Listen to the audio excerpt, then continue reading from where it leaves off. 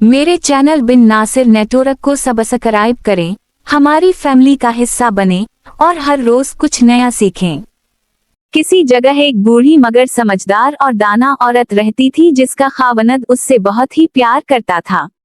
दोनों में मोहब्बत इस कदर शदीद थी कि उसका खावनद उसके लिए मोहब्बत भरी शायरी करता और उसके लिए शेर कहता था। उम्र जितनी ज्यादा हो रही थी, बाहमी मोहब्बत और खुशी उतनी ही ज्यादा बढ़ रही थी।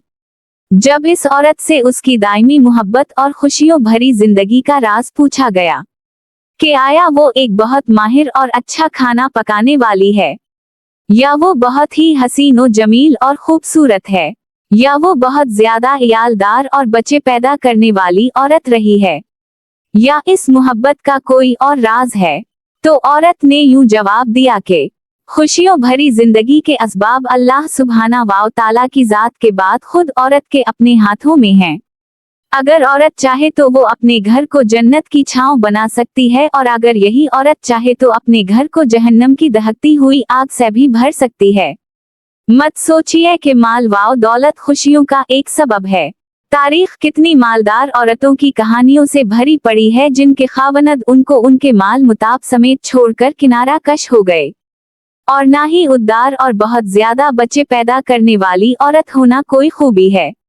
कई औरतों ने 10-10 बच्चे पैदा किए मगर ना खावनद उनके मशकूर हुए और ना ही वो अपने खाविंदों से कोई खुसूसी इल्तिफात और मोहब्बत पा सके, बल्कि तलाक तक नौबतें जा पहुँचे। अच्छे खाना पकाना भी कोई खूबी नहीं है। सारा दिन किचन में रहकर मजे मजे के खाने पका कर भी औरतें खावनद के गलत मुआमला की शिकायत करती नजर आती हैं और खावनद की नजरों में अपनी कोई इज्जत नहीं बना पाती। तो फिर आप ही बता दें, इस पुरसादत और खुशियों भरी जिंदगी का क्या राज है, और आप अपने और खावंद के दरमियान पेश आने वाले मसाइल और मशाकल से किस तरह निपटा करती थीं?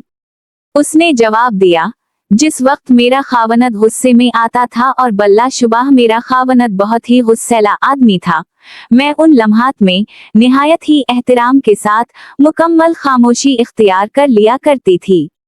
यहाँ एक बात वाज़ेह कर दूं कि एहतराम के साथ खामोशी का ये मतलब है कि आंखों से हिकारत और नफरत ना झलक रही हो और ना ही मजाक और सखरीपन दिखाई दे रहा हो।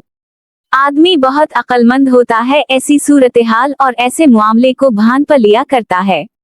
अच्छा, तो आप ऐसी सूरत हाल में कमरे से बाहर क्यों नहीं चली जाया करती थीं? उसने कहा, खबरदार ऐसी हरकत मत करना, इससे तो ऐसा लगेगा तुम उससे फरार चाहती हो और उसका नुक्ता नजर नहीं जानना चाहती।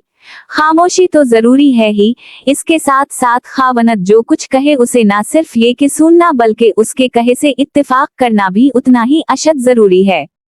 मेरा खावनद जब अपनी बातें पूरी कर लेता तो मैं कमरे से बाहर चली जाया करती थी, क्योंकि इस सारी चीखों पुकार और शोर वाव शराबे वाली गुफ्तगू के बाद मैं समझती थी कि उसे आराम की जरूरत होती थी।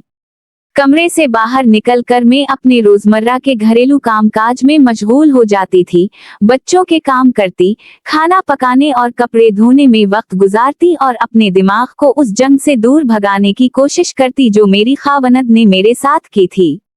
तो आप इस माहौल में क्या करती थीं? कई दिनों के लिए ला ताल्लुकी इख्तियार कर लेना और खावनद से हफ्ता 10 दिन के लिए बोल चाल छोड़ देना वगैरह। उसने कहा, नहीं, हरगिज नहीं। बोल चाल छोड़ देने की आदत इंतहाई घटिया फेल और खावनद के साथ ताल्लुकात को बगाड़ने के लिए दो रुखी तलवार की मानिंद है। अगर तुम अपने खावनद से बोलना छोड़ देती हो तो हो सकता है शुरू में उसके लिए ये बहुत ही तकलीफ दह अमल हो। शुरू में वो तुमसे बोलना चाहेगा और बोलने की कोशिश भी करेगा, लेकिन जिस तरह दिन गुजरते जाएंगे वो इसका आदी होता चला जाएगा। तुम एक हफ्ता के लिए बोलना छोड़ोगी तो उसमें तुमसे 2 हफ्तों तक ना बोलने की इस्तेदाद आ जाएगी और हो सकता है कि तुम्हारे बगैर भी रहना सीख ले। खावनद को ऐसी आदत डाल दो कि तुम्हारे बगैर अपना दम भी घटता हुआ महसूस करे, गोया तुम उसके लिए ऑक्सीजन की मानिंद हो और तुम वो पानी हो जिसको पीकर वो जिंदा रह रहा है। अगर हुआ बनना है तो ठंडी और लतीफ हुआ बनो, ना कि गर्द आलूद और तेज आंधी। उसके बाद आप क्या करती थीं? उस औरत ने कहा, मैं 2 घंटों के बाद या 2 से कुछ ज्यादा घंटों के बाद जूस का एक ग्लास या फिर गर्म चाय का एक कप बनाकर उसके पास जाती और उसे निहायत ही सलीके से कहती, लीजिए चाय पीजिए। मुझे यकीन होता था कि वो इस लम्हे इस चाय या जूस का मुतमन्नी होता था। मेरा ये अमल और अपने खावनत के साथ गुफ्तगू इस तरह होती थी कि गोया हमारे दरमियान कोई गुस्से या लड़ाई वाली बात हुई ही नहीं, जबकि अब मेरा खावनद ही मुझसे इसरार करके बार बार पूछता था कि क्या मैं उससे नाराज तो नहीं हूँ, जबकि मेरा हर बार उससे यही जवाब होता था कि नहीं, मैं तो हरगिज नाराज नहीं हूँ। इसके बाद वो हमेशा अपने दर्शत रौये की माजरत करता था और मुझसे घंटों प्यार भरी बातें करता था। तो क्या आप उसकी उन प्यार भरी बातों पर यकीन कर लेती थीं? हाँ, बिल्कुल, मैं उन बातों पर बिल्कुल यकीन करती थी। मैं जाहिल नहीं हूँ। क्या तुम ये कहना चाहती हो कि मैं अपने खावनत की उन बातों पर तो यकीन कर लूं जो वो मुझसे गुस्से में कह डालता था, और उन बातों पर यकीन ना करूं जो वो मुझे पर सुकून हालत में करता था? तो फिर आपकी इज्जत और इज्जत नफ्स कहाँ गई? काहे की इज्जत और कौन सी इज्जत नफ्स? क्या इज्जत उसी का नाम है? तुम गुस्से में आए हुए एक शख्स की तल्ख वाव तरश बातों पर तो यकीन करके उसे अपनी इज्जत नफ्स का मसला बना लो, मगर उसकी उन बातों को कोई अहमियत ना दो जो वो तुम्हें प्यार भरे और परसुकून माहौल में कह रहा है।